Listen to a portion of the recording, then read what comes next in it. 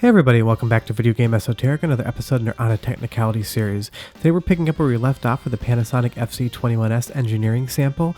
What we're trying to do is get a BIOS onto this machine, because currently it has no BIOS chip on board, but there is a way to side load one through a PCMCIA slot on the motherboard. Before we get too far involved though, if you're going to be a huge favor, go down below and hit like, subscribe, and that notification bell definitely helps us out. And if you feel so inclined and want to support the channel, we got a Patreon link down there as well. But basically, we're trying to bring this FZ-21 back from the dead, which isn't to say it's dead. I really don't know. There's a lot of hand soldering work on this board, so there may be issues I haven't found yet, but really what we're focusing on today is trying to get a BIOS file onto the machine, because even if there is anything mechanically wrong with it, without a BIOS on board, turning the power on, it's going to do absolutely nothing because there is no BIOS file to tell it what it's supposed to do.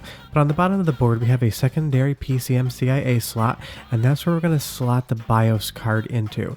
Now we have a couple options on how to get the BIOS on there, and we'll go over those shortly, but our main focus here, and you can see this is all hand soldered, so who knows what's going on, is to get that BIOS on the machine. And there's my cat pen, my wife bought it for me and I love it.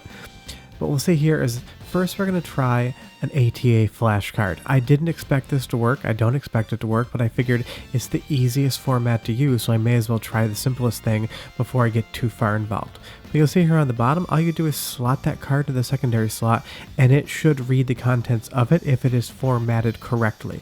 Now that's the big asterisk, capital letter, formatted correctly. We need to get the BIOS onto that card in the proper manner. And we also need to deal with this switch right here, because there is different positions depending on how that card is read. The nice thing is I have SDK documents talking about how to get the BIOS files onto the card, and I've talked to an ex-3DO engineer that talked about it as well with me. But you'll see here we have multiple options. We have that serial ATA card, that flash card, and then we have some linear flash cards as well. Different brands, but I have three here just to be able to test when we get those BIOS files on there, because there is more than one that I can try, and I figured since these are older cards, I should probably buy them just to make sure they are functioning correctly, because if you just buy one and it's no good, you're waiting on shipping again. But as far as the ATA flash card is concerned, we're going to use a little USB 2.0 reader. Now this is not going to function for the linear flash, unfortunately, and I'll explain why in a little bit. But all we do to make this work on a Windows 10 machine is slot that card right in there, and it plugs in via USB. When you plug it in, you push the big red button, and it should be read by your system fine. Like I said, I don't expect this to work, but I always try the simplest thing first. But you'll see here I have 5 different BIOS files for the unit. Now that is the ES4 engineering sample unit, so of course I'm going to try the ES4 ROM first, but I will try all 5 of them. And the reason I know where the file needs to go is in the release notes here in the SDK, and I'm just using Sheepshaver in this instance. It talks about where the BIOS file goes, whether you flash it to an onboard ROM on the development card, or if you slot in a PCMCIA flash card. So we know that was 100% intended. There's also another 3DO FZ-21 white unit out there that runs with a BIOS card in the back of the machine, so I know that's how it works.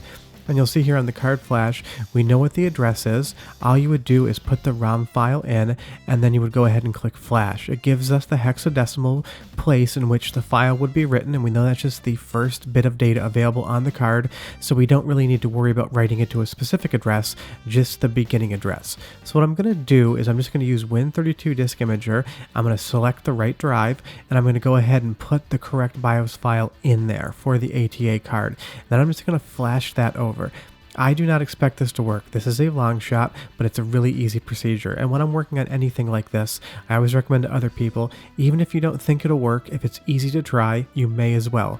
Because if it doesn't work, you wasted 10 seconds and then you know. If for some reason it does work, well, hey, you have a lot extra time on your hands. And you'll see here with that M2 unit on top, if I turn it on with no card slotted in, nothing happens. Why would it? There is no BIOS. It's just getting power and it's in standby mode waiting to do something. Now if I put this serial ATA flash card in the back, and trust me, it's really hard to slot that in when you're not looking on camera. It took me a second here, but if I turn the unit on again, absolutely nothing happens. But of course I tried it in both slots with that position switch all across, and the ATA card, slot 1 and 2, position 1, 2, 3, and 4 on that switch were just 100% fails. The machine never lit up whatsoever. And it's really interesting that there's more positions than just 2. You'll see here there's a blank in the middle, and then there's 3 other positions that switch can be in. There's only 2 slots, but there's 4 positions. Of course, I tested them all anyway. But now we know that serial ATA PC card is just completely out. We're not going to be able to use that. I never expected we would. So now we need to write a linear flash card. That is much more difficult. The first thing I tried was my Power Macintosh G3 because it does work with some flash cards. And of course, just like USB, no matter what direction you plug it in, it's going to be wrong, so flip it around. And this card is recognized by the computer, but it's recognized as a hardware card. All it's doing is expanding the RAM available on the Power Macintosh G3.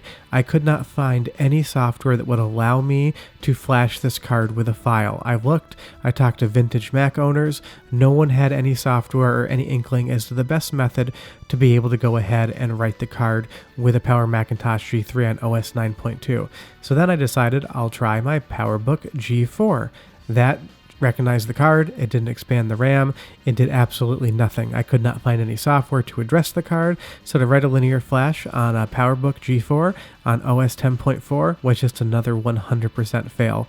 We're really not having much luck with this so far. But that's really not surprising. I'm trying to write a BIOS file to a card that's from the early to mid 90s, and I'm trying to use more modern devices for it. I tried Memory Card Explorer for Rico. It's a program that people now use in engine repair for like old BMWs. There's PCMCIA engine control unit flashcards in there, and they've kind of repurposed this program to write them so they don't have to pay BMW money. And again, 100% fail with that USB reader. So I realized, why don't I try a Windows XP machine, because some of the PCMCIA card BIOS files do allow for linear flash. So I went on Craigslist, found a laptop that was free, looked up the spec sheet, and that spec sheet had a controller for that slot that said it would work. And it didn't. It wouldn't recognize the card, it would not write to it whatsoever. So why am I making this video? Because sometimes you just need to ask for help. I have a friend, we all have a friend named Hixon on the 3DO Discord, and he is an engineer who's worked in development for 3DO on emulation side. He wrote me these cards, confirmed they're working, and he confirmed that they were written to the specification of the SDK. So while the ATA card might not work, we now have the correct cards.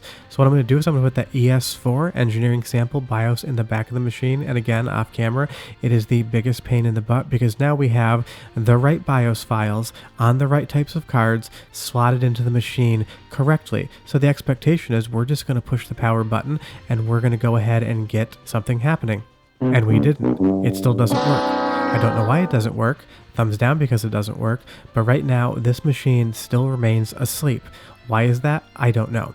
I tried the flash card with the ES4 BIOS on it in slot 1 and slot 2 with all 4 positions on that switch, and it completely failed, did not work whatsoever. I tried the M2 unencrypted BIOS as well across slot 1 and slot 2 across all 4 positions, and that failed as well. This machine is not waking up. I do not know why it's not waking up. I have some ideas though. But basically, the power supply is fine. I've checked all the power rails into the motherboard from the power supply, and nothing about this is bad. The caps are fine, no big deal. Now there is a lot of hand solder work on this board. It's possible one of these components is bad. I need to check each and every single one of them by hand with my multimeter to make sure that nothing has gone bad. And anecdotally, that chip right there, Bulldog, is running hotter than it would on an arcade unit. It is pre-production, so it may run hotter, but there may be an issue with that chip. But this machine so far is still just a very pretty paperweight. We have some more options on what we can do to make this work, but we're definitely getting into much more difficult one-off esoteric territory, which is a perfect way to say it for the channel. This may have never worked. I need to try to talk to people that have seen it back in the day that would have worked on it, because I don't know that this has ever functioned. I'm presuming it has, but this is an engineering sample with a lot of hand wiring and some bodges in there. So it's possible that this never actually lived in the first place. It may have been an oopsie console, for the lack of a better term, and it was just sitting around the office because it looked cool and it used the plastic shell that was going to become the 3DO M2 before Panasonic canceled it. It could be that one component is bad on there. There could be one cold solder joint. There could be one broken trace. There could be one bad resistor or diode or anything else like that. I don't know. If you have any questions or comments, and if you think you can fix it, tell me down below, because at this point in time I'm really shooting in the dark. Short of that, if you could do me a huge favor, go down below, hit like, subscribe, definitely helps us out. We will have another video in this series on the next time we look at it, because it's going to be with an oscilloscope and a logic probe to see what's going on. Short of that, we'll see you guys next time. Thanks so much for watching, and I hate this machine. Bye bye.